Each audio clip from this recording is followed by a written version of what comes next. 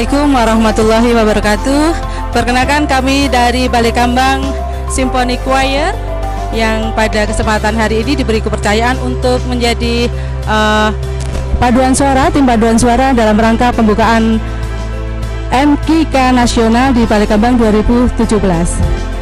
Kami akan menyanyikan beberapa buah lagu, diantaranya yang pertama adalah Indonesia Raya, kemudian Mares Yelal Waton, dan Mares MKK.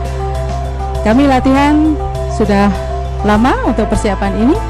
Sana ada Bapak Anus Asyari dan Pak Rian, ini sebagai teman-teman saya yang mendukung sukses untuk kesuksesan acara pada MKK tingkat nasional 2017 kali ini.